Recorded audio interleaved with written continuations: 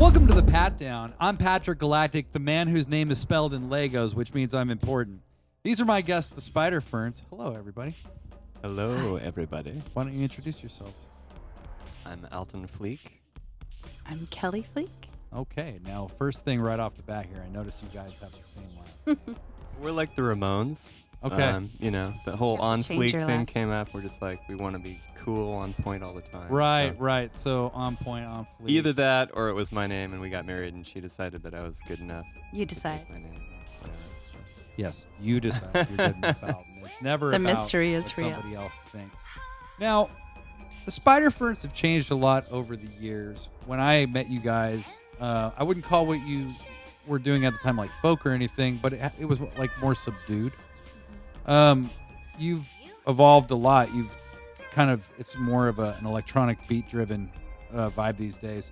What inspired that change? Was it just kind of a natural evolution? Did you guys just make a conscious decision?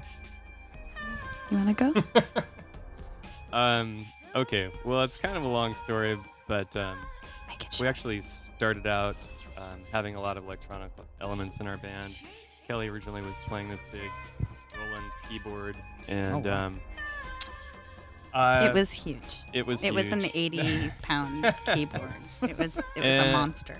And I don't know. What do you want to say about this? We were originally kind of guitar and synth driven. Okay.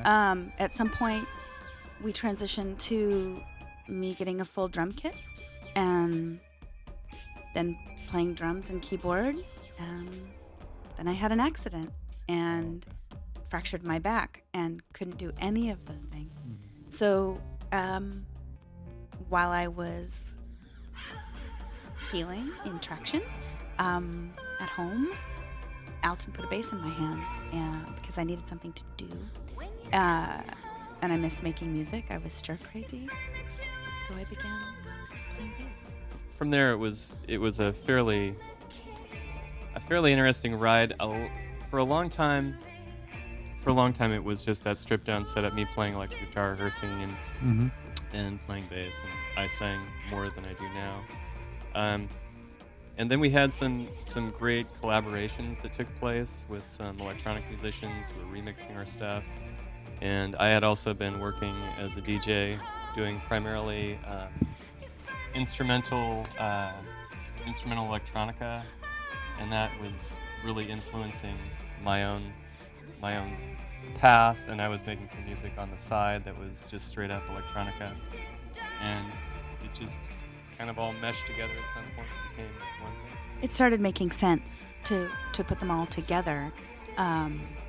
And I didn't want to be behind a keyboard any longer.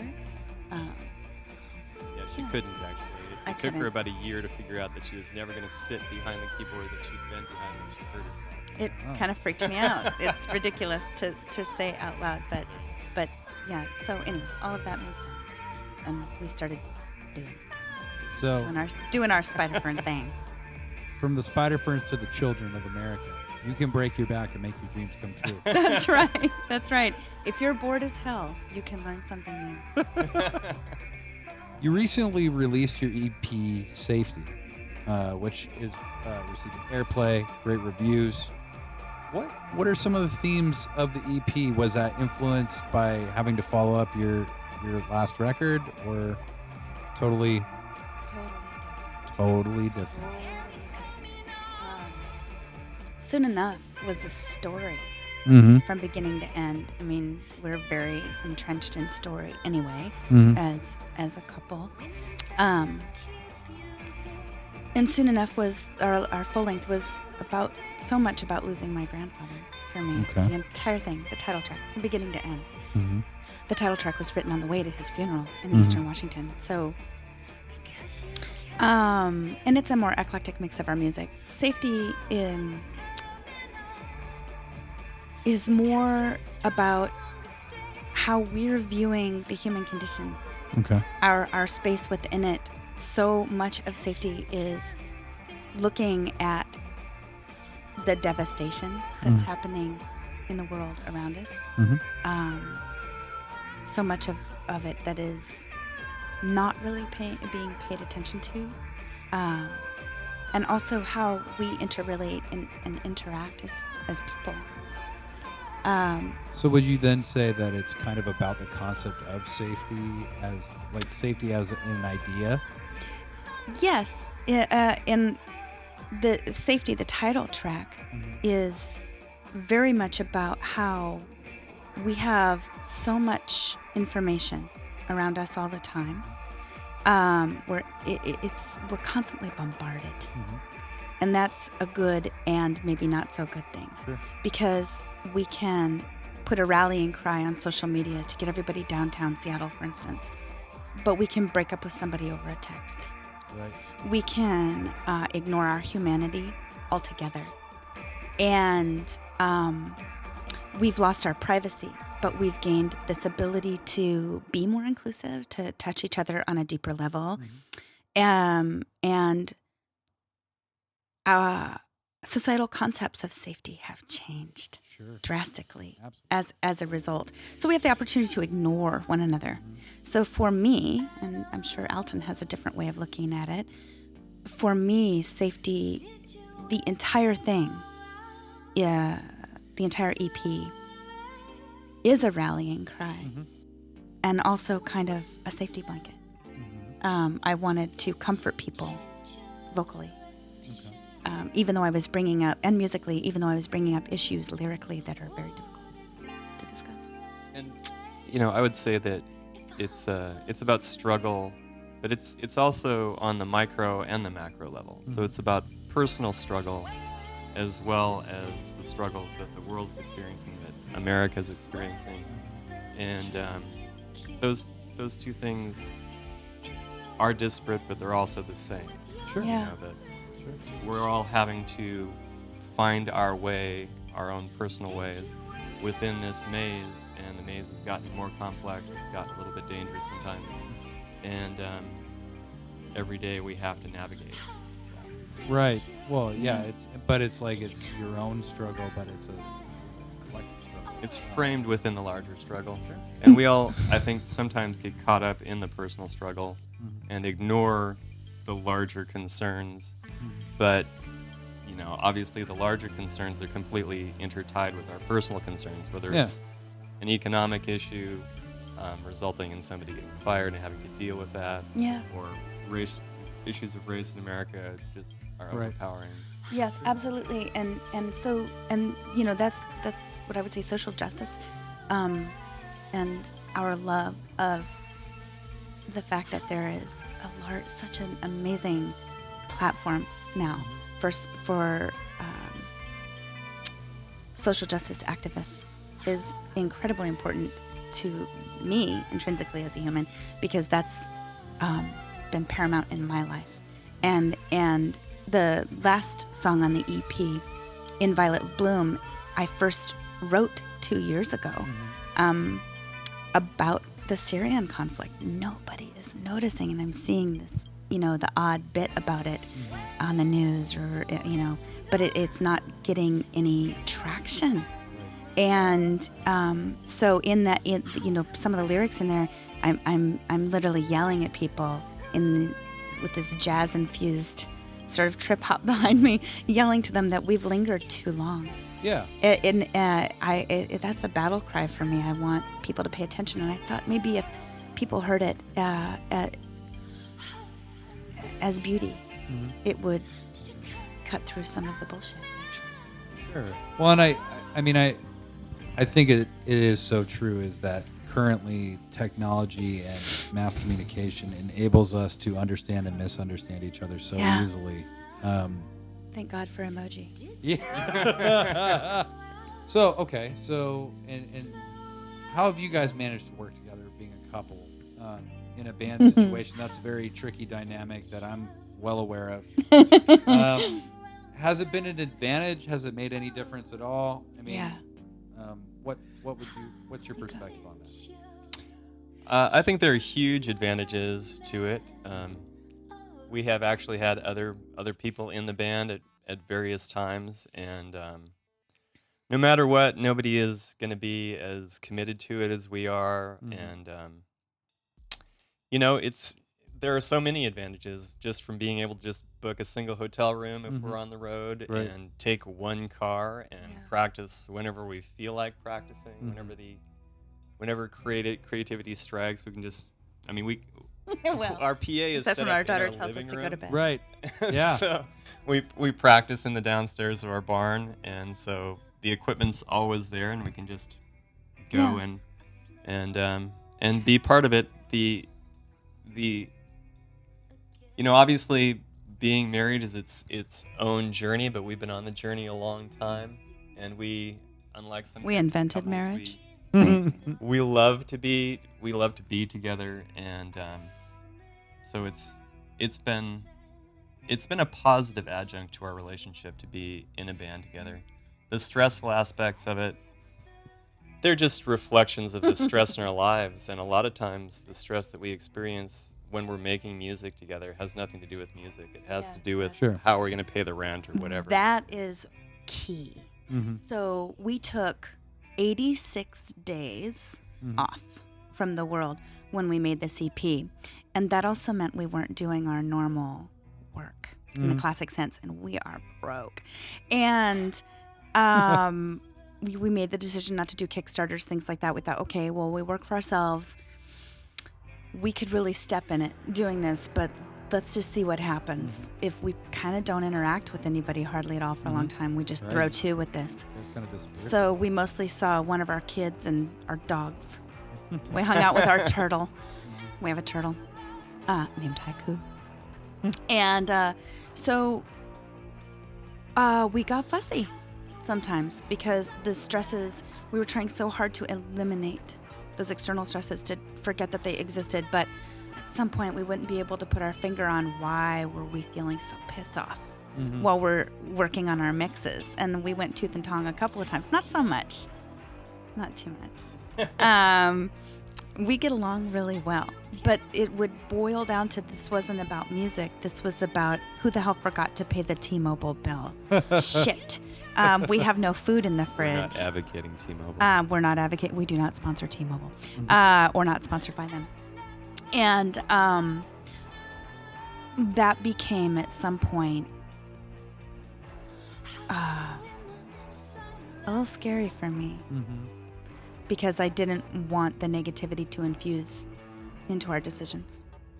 So I reached out to a few friends and just said, tell me that this is all okay and that we're going to get through this. And also we just had our 25th wedding anniversary.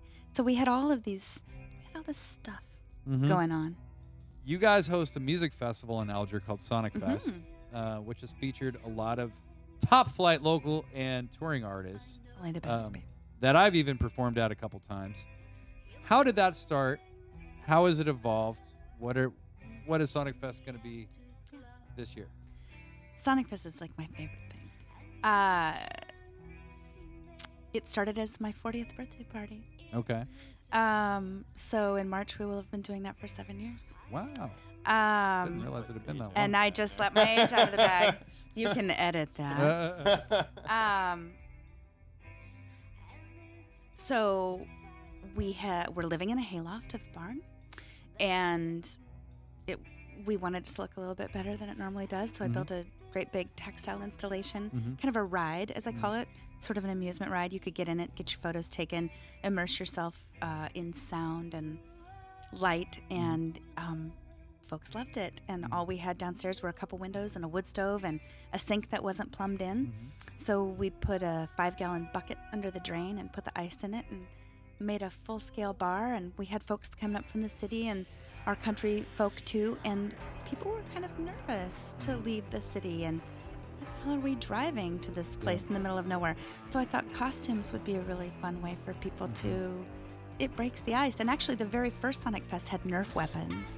And we did that for a while because I realized a lot of my friends didn't like each other. So I thought if they could shoot each other. Yeah, if they could attack each other. With So the cool thing was there were a couple friends there that hadn't seen each other in a good decade, and they really duked it out. And at the end of the night, they were friends. Oh. And I saw that this could be an ongoing thing. So we did 3 a year for the first couple of years, and then that was overwhelming, and it's become, we do it twice a year now, usually in most often in May and October.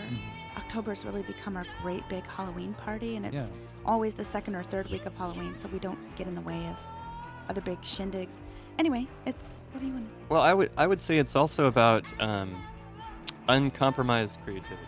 Yes. And so that's we as musicians, we play out a lot, and it's frequently more about loading your gear and getting there and unloading your gear, and then you play for a very small amount of time, and then you have to pack it all up and go. And there's not a lot of time to create space, to create something that really fulfills your vision. Get to as know a an musician artist. you adore. Because, it's not like we can take a couple semis with us on tour or anything. We're just, traveling in our car or whatever. And we do, it actually has informed our stage thing, because the stage lighting, the artistic lighting that we have on our stage came about through Sonic Fest. Everyone's saying, take those jellies off the ceiling and bring them with you, please. I mean, we literally got emails, phone calls. Well, and Kelly's an amazing artist, and so that original Sonic Fest that she's talking about, her birthday party, was an opportunity to really go further with art and to create large-scale installation, and so I that made jellyfish and squid eggs lit up all over the floor. I think that was the first one. Eggs. So and it's the theme has continued in that way, and it's just expanded.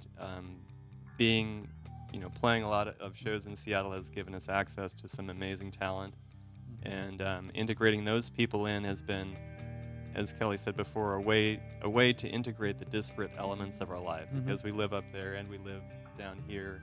So bringing people together into this one unifying space where everybody is really just having a fabulous time, and people tend to go further in Sonic Fest than they go in an ordinary party in terms of dressing up, in terms of feeling free to just behavior, to just get crazy.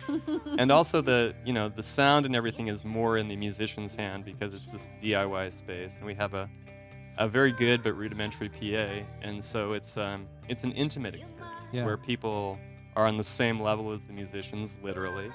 And I think that it's about cutting loose and having fun. It's a curatorial thing too. I mean, we pick a theme, and then we want bands to go with that, and we don't want one genre. And actually, my favorite Sonic Fest are when I put 6 bands on the bill, so that there's 2, 2, and 2. I like to, I like to mix it up, and I also love the opportunity, because we live so close to Bellingham. There always have to be Bellingham bands, so that they're also integrating, and that's been really fun to see. Then that this is sometimes their meeting place, and then they branch off into new relationships further south. And so, to the largest extent, it's not about us; it's about fun and about everybody else. And we even have a themed cocktail bar, which people just really get zazzed about. To go up and, like when we had, go up and order a wind burial. That's really super fun. I love it. All right. So what is next for the Spider Ferns? You guys have, the well-reviewed EP. You have played a pretty great show already this year. What do you guys have coming up for the rest of 2016? Lots. We're already working on the follow-up full-length, which is titled In the Silence. That will come out sometime this year. Okay. We are playing March 3rd. We're playing the Bowie Tribute Night, which is sponsored by Music Cares and KEXP, hosted by Marco Collins. And that's really fun and intimidating. I'm a little nervous. What Bowie are you playing? Oh, should we tell? Is that okay? We're playing some old stuff and some newer material. Okay. I think we should keep it. We'll tell you off camera. Okay, all right. Wink, wink. But that lineup is fantastic and really exciting. We have a show that hasn't quite confirmed yet, but it's looking like a show at the Sunset coming up.